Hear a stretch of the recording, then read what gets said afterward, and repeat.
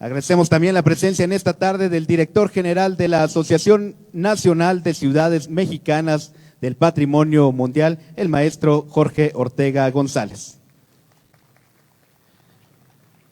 Queremos agradecer también la presencia en esta tarde de la regidora de mayoría, Elodia Gutiérrez Estrada. La regidora María de los Ángeles Hermosillo Casas. La regidora Aurora Zamora Vázquez. El regidor Arturo Ramos Medellín. Agradecemos también la presencia en esta tarde del director de Cultura Municipal, el maestro Daniel García Álvarez de la Llera. Nos acompaña la directora de Turismo Municipal, Claudia Lorena Peralta Antiga. Bienvenido también en este día el consejero cultural y científico de la Embajada de España en México, don Antonio Prats Marí. Agradecemos también la presencia del coordinador de artes visuales del Centro Cultural de España en México, don Javier Rodríguez Lara.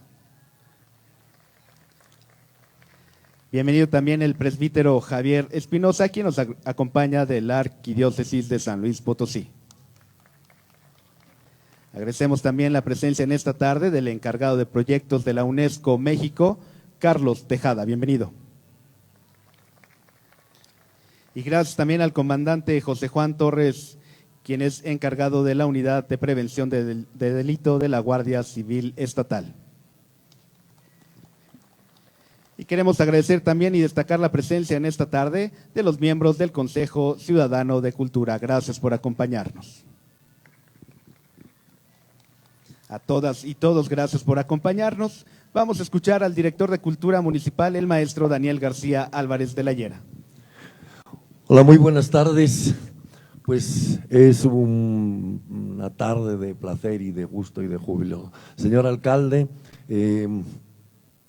seguimos sus instrucciones.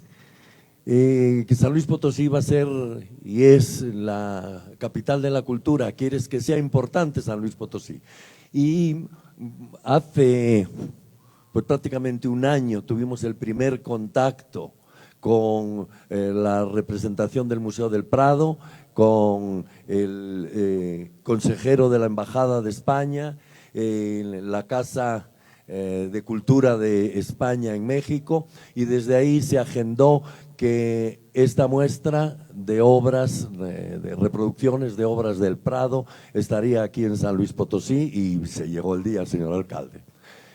Son 56 reproducciones de las obras, podemos decir que más representativas de las más de 8.000 que están expuestas en el Museo del Prado, pero que nos va a dar una idea de adentrarnos también en esta gran pinacoteca considerada la o una de las más importantes del mundo. Esta exposición o esta actividad no solo se limita a tener expuestas estas obras, hay una serie de actividades que creemos que va a dejar una gran cosecha, una semilla en San Luis Potosí, en niños, en jóvenes y en adultos. Todos los martes, a partir de las 10 de la mañana, ordenadamente, va a haber recorridos guiados. 3 historiadores estarán dando tal para ir explicando técnica del autor, de la fecha, época y tal, todo lo que se quiera hacer, aunque cada una de las obras tiene su cédula que pueda ahí explicar. Hay talleres de pintura, concretamente retrato en acuarela aquí en la Plaza de Armas, para después de recorrer hacer que está en orden cronológico, cuando se vea esta exposición debe verse en este orden. Hay también la posibilidad de inscribirse y de ponerse a ese taller. Tendremos dentro de Palacio Municipal conferencias sobre el Museo del Prado, algunos de los es de los pintores que aquí tienen alguna de su obra a cargo de historiadores. Está la doctora que, además de haber trabajado en el Museo del Prado, va a dictar algunas de las conferencias sobre los autores, sobre los pintores de estas obras. Tenemos contacto ya para a partir de agosto, en el que reinician las clases en los centros escolares, grupos que van a adoptar una obra y van a trabajar los niños sobre esa obra y adentrarse también un poco más en lo que es el Museo del Prado. Y estoy seguro que después de hacer este recorrido, la gran mayoría regresará a sus casas, entrará al internet y se meterá a hacer un recorrido virtual por el Museo del Prado. Creo que puede ser una gran semilla lo que va a generar que esté aquí esta obra. Así pues, señor alcalde, pues cumplida su deseo, su petición y su instrucción, aquí está una muestra pequeña pero muy representativa del Museo del Prado, y agradezco pues también el gran apoyo a don Antonio Prats, el consejero cultural de la Embajada de España, también por todas las facilidades y todos los apoyos para que esto se haya podido llevar a cabo. Así pues, muchísimas gracias y pues adelante y que la disfruten.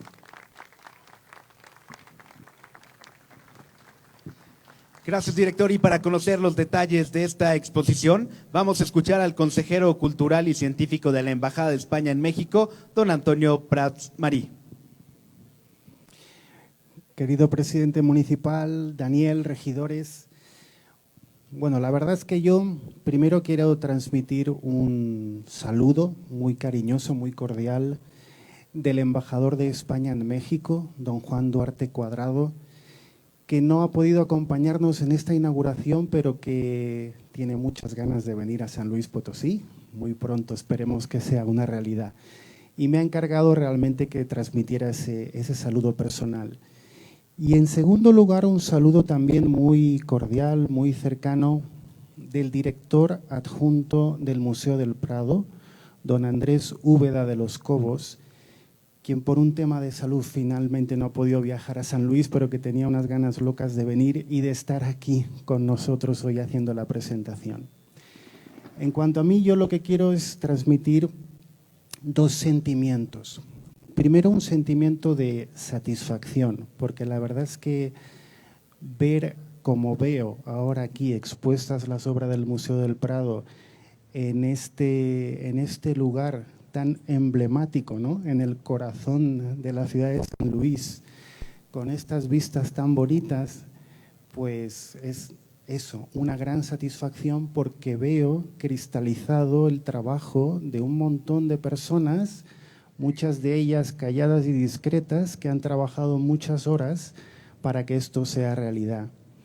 Y el segundo sentimiento es un sentimiento de gratitud, de agradecimiento a esas personas y de agradecimiento al municipio de San Luis Potosí, que se interesó por esta muestra, que nos la pidió, que trabajó con nosotros, que gracias a ellos están aquí las obras.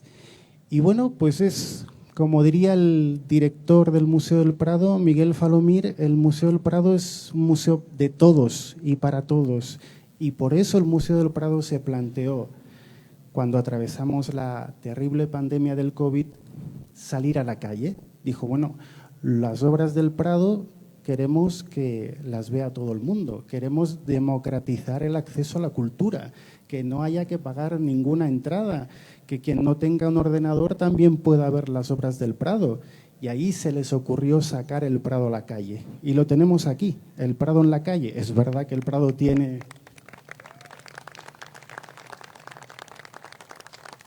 muchísimas obras, más en sus almacenes que incluso expuestas, pero estas son de las más emblemáticas que tiene el Museo del Prado. Así que yo creo que lo has explicado muy bien, Daniel, todo el programa cultural y educativo que acompaña esta exposición. Y yo sí que subrayaría lo que también has dicho, quien sienta despertada su curiosidad, quien quiera saber más sobre algún autor, sobre alguna obra, que visite la página web del Museo del Prado, que visite sus redes sociales. El museo ha pegado un cambio bastante notorio en los últimos años. Os voy a contar una pequeña anécdota, y es que el Museo del Prado es el segundo museo más visitado de Madrid. El segundo, porque el primero es el Museo del Real Madrid. Y sí, es así, es así. Y lo dicen los propios del Prado, ¿eh? Y ellos mismos se dieron cuenta hace unos años que el Museo del Prado estaba como envejeciendo, no porque tenga 200 años, que los tiene, sino porque se dieron cuenta de que la mayoría de los visitantes eran gente de edad, eran gente mayor. Entonces, desde hace eso, como unos 10 años, han pegado un cambio, una campaña en redes sociales, en Instagram, en TikTok, con videos, con explicaciones de las obras, que está consiguiendo sumar el público joven al público tradicionalmente mayor que ya visitaba el Museo del Prado. Así que nada más, no les quiero aburrir, disfruten mucho de las obras. Están realmente en una calidad extraordinaria porque el Museo del Prado así nos lo exige, y en un tamaño, como ya explicábamos, real. En algunos cuadros que son más pequeños vemos el marco, y en algunos que son gigantescos pues vemos un fragmento. Muchísimas gracias a todos y a disfrutarlo. Gracias, consejero. Queremos también agradecer que nos acompañe en esta tarde la regidora Marta Horta Rodríguez. Bienvenida. Y también agradecer, como siempre, el acompañamiento de las cámaras y organismos empresariales. Gracias a Juan Manuel Pérez Herrera de la CEMIC. Gracias también a Ivette Larrea de Amexme. Y gracias también a la presidenta de Industriales Potosinos, Adaluz Martínez Morales. Y queremos también agradecer que nos acompañe la doctora Fuensanta Medina, embajadora de México de carrera. Gracias.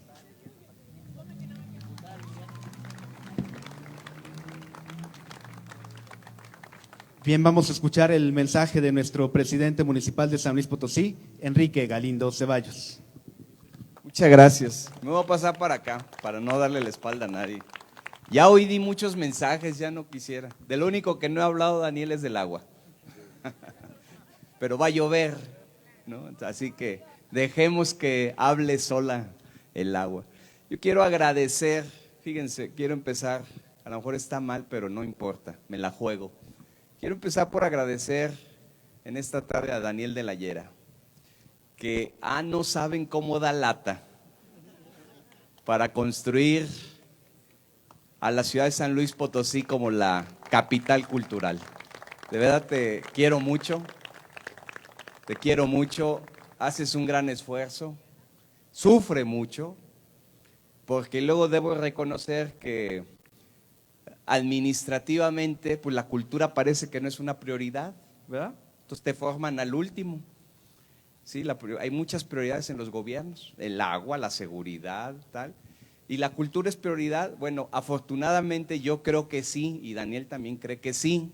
De todos modos sufre, y no le vamos a quitar el sufrimiento. De todos modos se sale con la suya, es lo que no sabes, Antonio, de todos modos se sale con la suya. Pero eso merece un reconocimiento porque él es el único que logra esto, el Festival San Luis en primavera, el Encuentro Internacional de Danzón, el Festival de las Letras que vendrá en noviembre, y ahora el Prado. En la mañana, y con eso voy a decir qué significa tener el Prado aquí, el alcalde de Querétaro, que estuvo por la mañana, dijo en su mensaje oficial, me da envidia. Y ya para que Querétaro le envidie algo a San Luis es una gran ganancia, ¿estás de acuerdo? Lo dijo en la mañana, lo dijo así. Yo me siento muy halagado que la Embajada de España en México haya aceptado esta invitación, que nos presten tantito del Prado. Es un gran museo. Yo no sabía que era el segundo, sí conozco al primero. Pero yo creo que el Prado es el Prado, yo creo que es uno de los museos del mundo, es donde cuando uno pisa se transforma. Cada pintura que hoy está en San Luis Potosí, que viene representando una partecita de la historia del Prado, lo que hace es contar una historia. Cada cuadro no solo es la historia del pintor, es la historia de la obra, y hay atrás de cada una de ellas grandes historias que hay que conocer. Y lo más bonito de todo, si es cierto que podemos verlo digitalmente, lo más importante es que están aquí, que están en la Plaza de los Fundadores, corazón de la capital del sí, y que se tuvieron, siempre me acompañan las campanas, siempre, padre, las mandó poner usted, ¿verdad? Ya van a empezar ahorita, en 3, 1, 2, ahí está. Ni modo, porque no son ni las 6, padre. Es la primera. Gracias. Bueno, y les decía que para nosotros es verdaderamente importante tener esas expresiones de cultura, de arte, porque estoy seguro que en el Prado, en Madrid, saben que estamos aquí. Saben que estamos aquí. Hace poco estuvimos con el alcalde de Madrid, le ofrecimos hermanarnos, estamos en un proceso de hermanamiento con Madrid, estuvieron mis regidores y regidoras conmigo allá, y yo espero que logremos eso, porque esta es una manera de decir, San Luis sí tiene una gran historia de cultura. Tenemos historia de pintores, de escultores, de músicos, sin duda, de escritores. Y yo creo que hoy el Prado nos hizo el honor de venir acá. Yo quiero agradecer a la embajada, don Antonio, quiero que le des nuestros saludos y agradecimiento al señor embajador. Estamos muy contentos, hablo a nombre mío como alcalde de la ciudad, de mis regidores que están aquí presentes, y agradecer que en este acto nos acompaña la representación del Poder Judicial. Gracias, maestra, magistrada y amiga, muchas gracias. Mis queridas diputadas, gracias. Querida diputada, gracias. Presidenta de la Comisión de Cultura, ¿verdad, Lili? De Turismo. Pues aquí es Turismo, Cultura y Deportes igual. Las tenemos en el mismo paquete. A Jorge Ortega, gracias Jorge, gracias. Muy agradecido a todos. Embajadora, muchas gracias. Venga más seguido acá con nosotros. Acá la queremos mucho. Y desde luego los que siempre nos han acompañado, que le han tenido una gran fe al gobierno municipal, las cámaras empresariales. De veras, muchas gracias a todos, a todas, muchas gracias, porque es la mejor manera de demostrar que la sociedad civil puede trabajar con los gobiernos. Y no solo en tareas ordinarias, que si pavimentamos, que si inauguramos un parque, o vamos a la Ruta de la Salud con la presidenta del DIF, no solo en eso. En esto, en el arte, en la demostración de la expresión más bella de los seres humanos que se refleja a través de la pintura, y que yo soy un fanático de eso. No quiero decir más porque voy a poner a llorar, Daniel, tú nunca me has visto llorar. Te quiero mucho. Gracias a todos y a todas, gracias regidoras, a todas, gracias regidores. Vamos a cortar el listón. Gracias, presidente. Vamos a realizar el corte del listón inaugural de esta exposición, pero les pediríamos a las autoridades bajar a donde se encuentran los medios de comunicación, subirnos a esta plataforma para realizar la fotografía de este momento.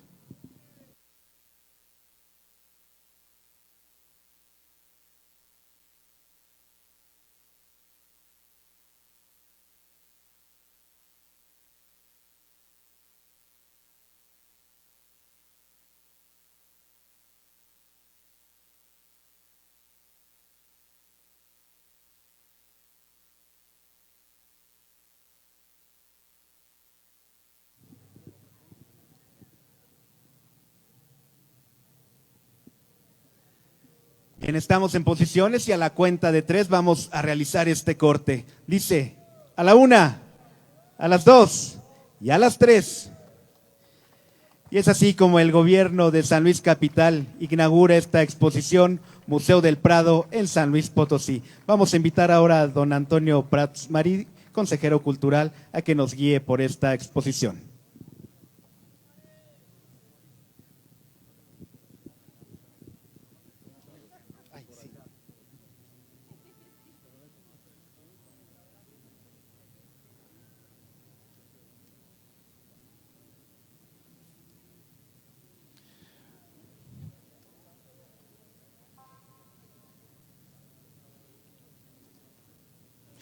Bueno, como les comentaba anteriormente, el Museo del Prado es un museo que tiene muchísima historia. Es un museo que se inaugura en 1819, no mucho después de la independencia de México.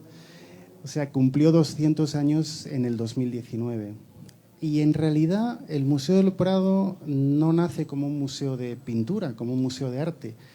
Nace como un museo dedicado a las ciencias naturales. Es Carlos III quien encarga al arquitecto Juan de Villanueva su construcción con esa idea.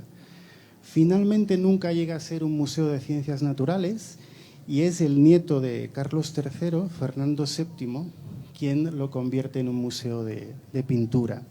¿Pero por qué un museo de pintura?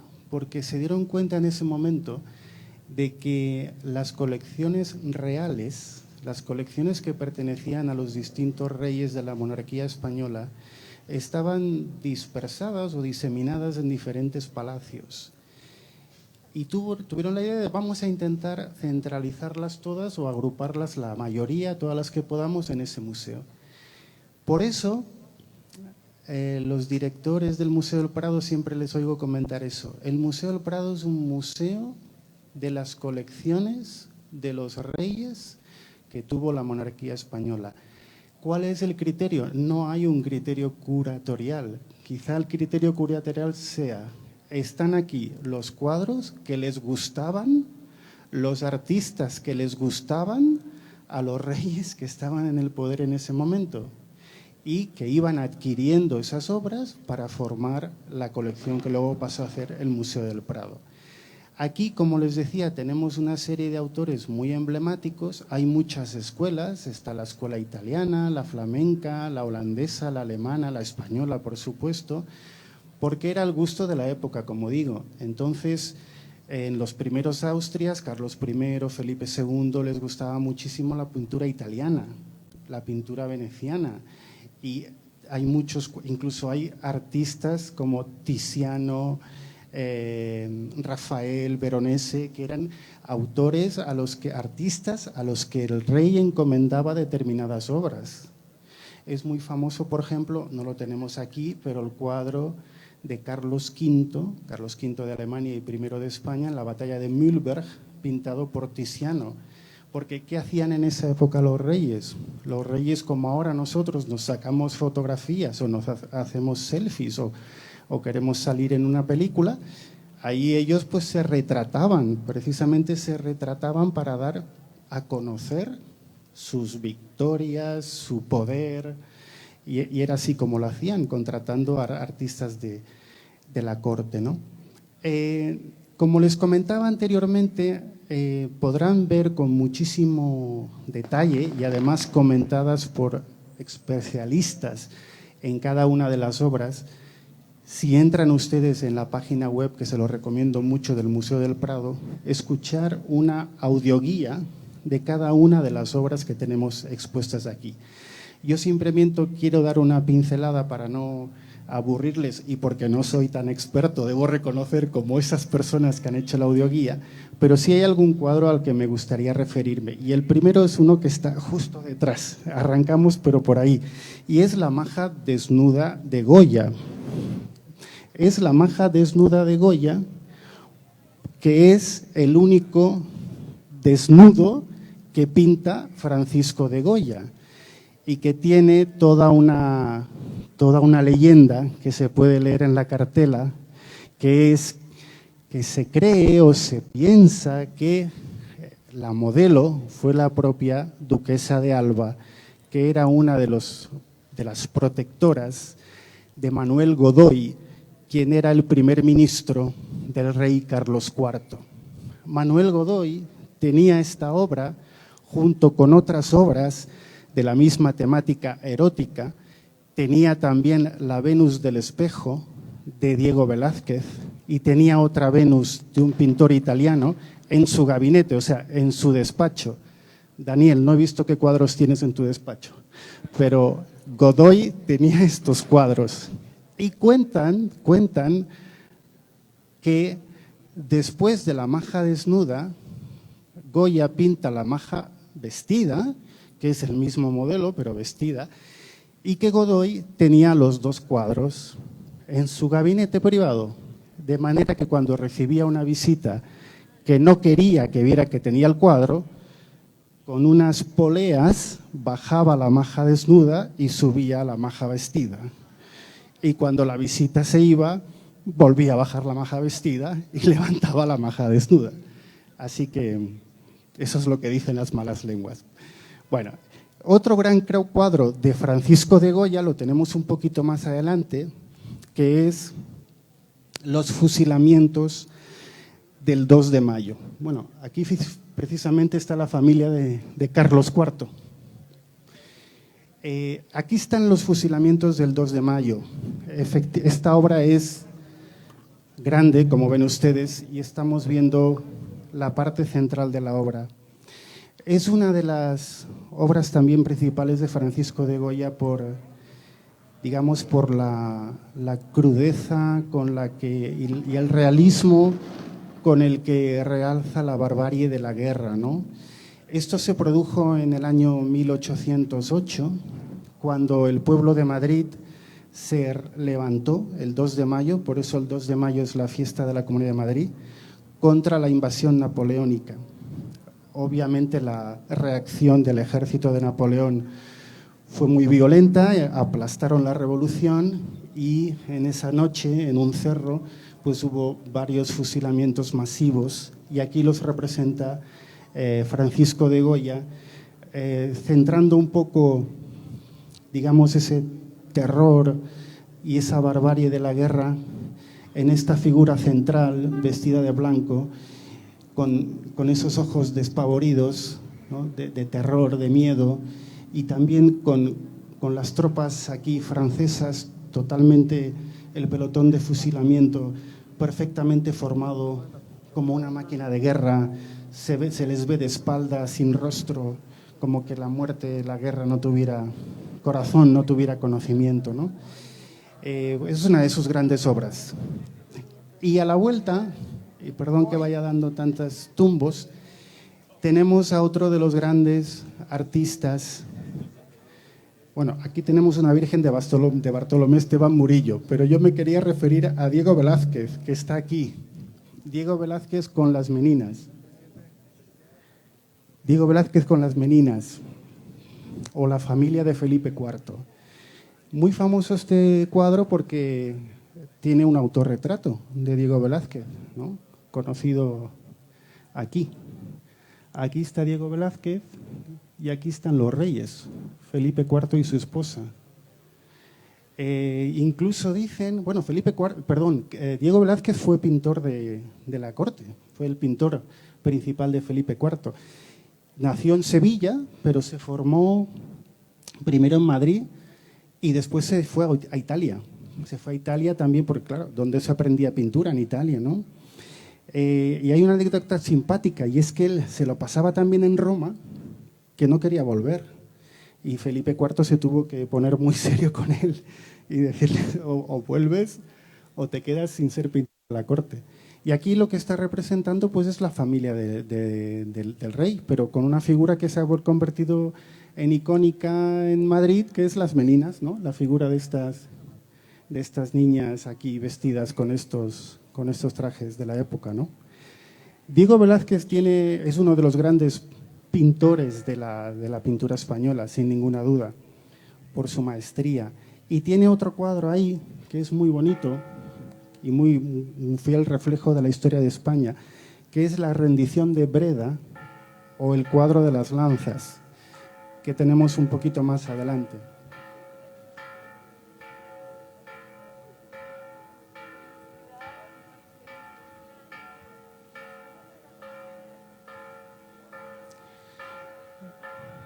Bueno, saben ustedes que la historia de España y la historia del Imperio Español es una historia también muy cargada de violencia y de guerras y de batallas, sobre todo en el norte de Europa, ¿no? Se decía que España era la reserva espiritual de Occidente.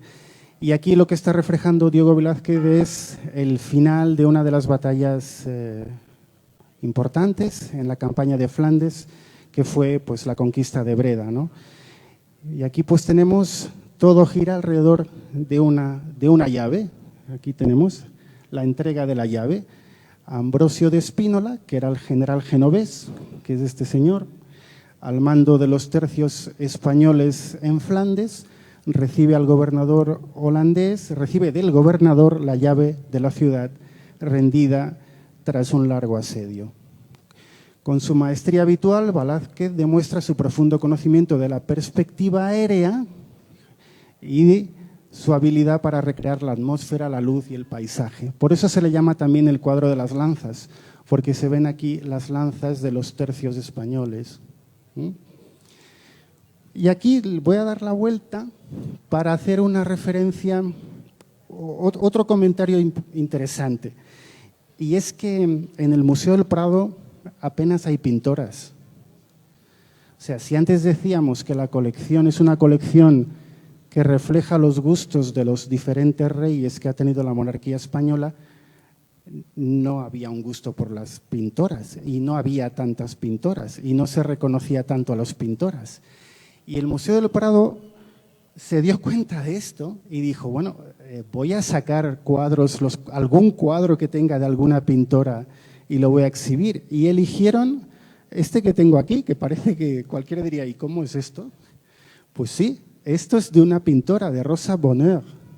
Y este cuadro se titula El Cid, porque es el nombre que le puso a unos leones. Ella llegó a un momento en el que compró una casa cerca de París, vivía cerca de París, y tenía ahí animales y fieras como estos dos leones, y lo pintó. Y la verdad es que el Prado decidió incluirlo en esta colección precisamente por eso, porque es uno de los pocos cuadros que tiene el Museo del Prado pintado por una mujer. Y se dio cuenta el Museo del Prado que esto no puede ser, o sea, que tiene que haber más mujeres en la pintura y que no solo sean hombres. Eso me recuerda que hace muy poco estuve en una performance en Ciudad de México de una artista española que tomó una obra, una historia del arte de un autor muy famoso, cuyo nombre ahora no recuerdo, pero que la inmensa mayoría de los artistas son hombres. Y ella en esa performance lo que hace es introduce páginas en la obra, en el libro físico, introduce páginas de autoras o de artistas contemporáneas de cada capítulo que la historia ha olvidado por completo y ha opacado por completo para dar a conocer que también existían las mujeres artistas.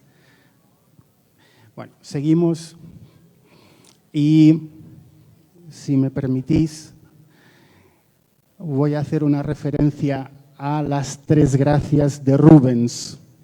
Aquí ya estamos en la pintura flamenca. Bueno, aquí es también una muestra del concepto, de cómo evoluciona el concepto de belleza, ¿no? O sea, en ese momento, en esa época, cuando Rubens pinta este cuadro, el ideal de belleza de la mujer son estos cuerpos. Hoy en día, pues, no es quizá tan así, pero en aquel momento así es. Y eso creo que es importante también destacarlo. Bueno, y ahora, para no alargarme mucho, voy a pasar a la otra mitad. No sé si tengo que cambiar de micrófono o no. Me voy a ir al otro lado, ¿eh?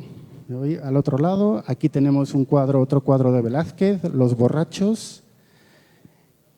Porque en el otro lado quiero hacer referencia a un autor o a unos autores que son como muy misteriosos en el Museo del Prado, ¿no?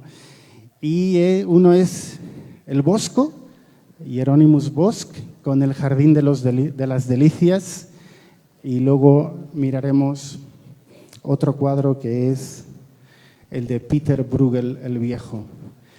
El Jardín de las Delicias, hago referencia a él porque es uno de los cuadros, si no el más visitado en el Museo del Prado.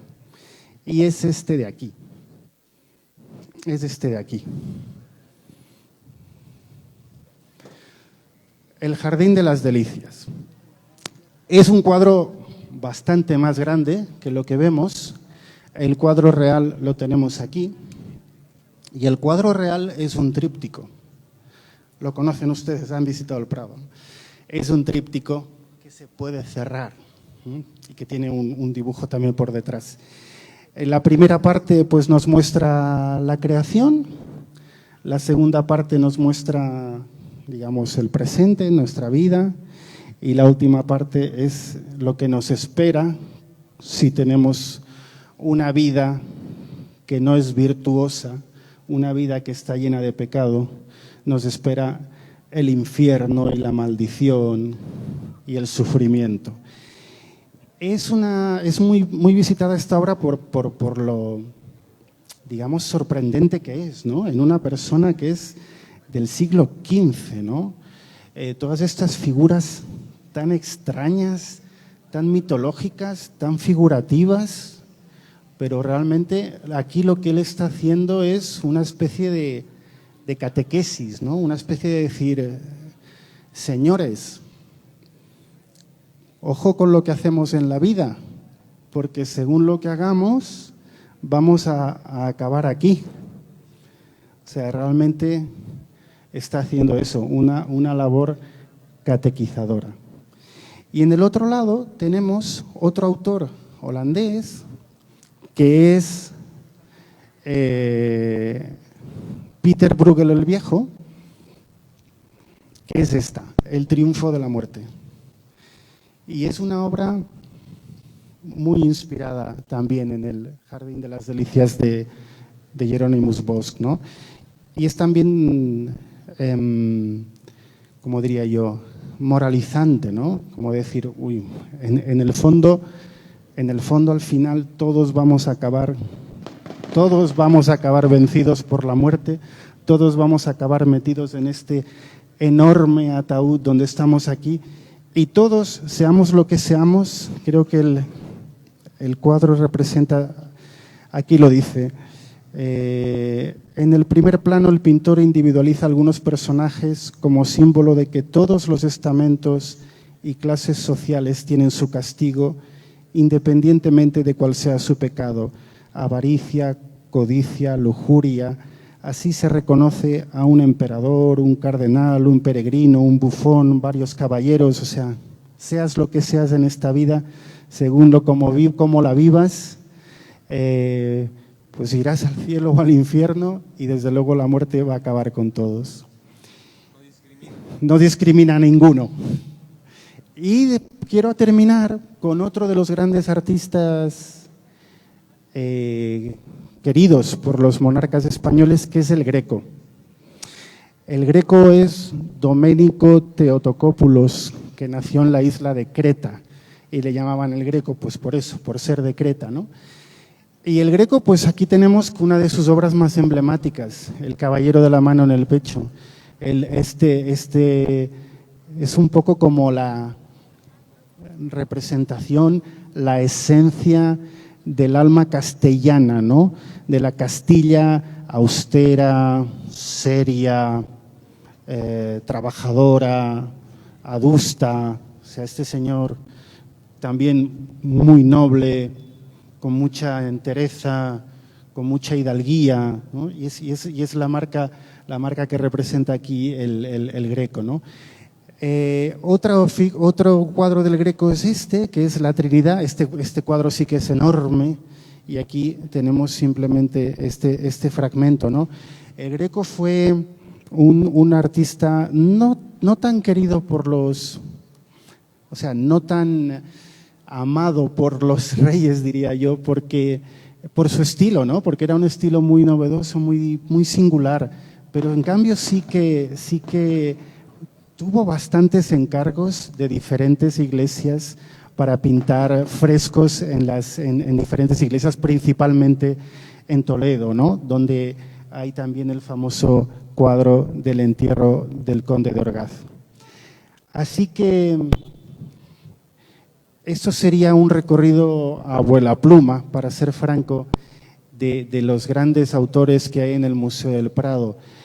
Pero vuelvo a insistir en la idea de los directores del Museo del Prado. Lo que estamos tratando aquí, lo que ellos están tratando es de democratizar la cultura, de que cualquiera de los potosinos o visitantes de San Luis Potosí que pase por la calle tenga la posibilidad de tener un pantallazo, una muestra de lo más granado de los artistas de Europa Occidental durante 2 siglos y les sirva para seguramente despertar su curiosidad, investigar más, quizá incluso viajar a Madrid si tiene la posibilidad, pero darse cuenta de la creatividad y la diversidad que tiene el ser humano y los diferentes estilos que hemos reflejado, ¿no?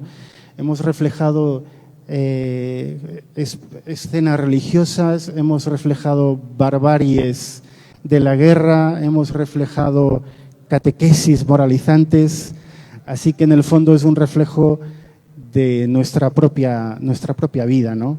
O sea, no hemos inventado nada, está prácticamente todo ya vivido. Y nada más, muchísimas gracias y hasta la próxima.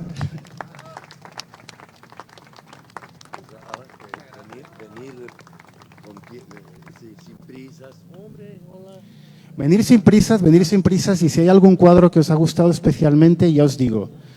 Por ejemplo, El caballero de la mano en el pecho. Uno se va a la página web del Prado y busca colección, pincha en colección y busca El Greco, pincha El Greco y ahí encontraréis una fotografía de las obras del Greco.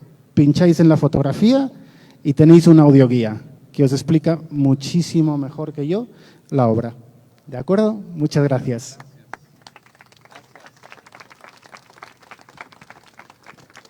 No sé si...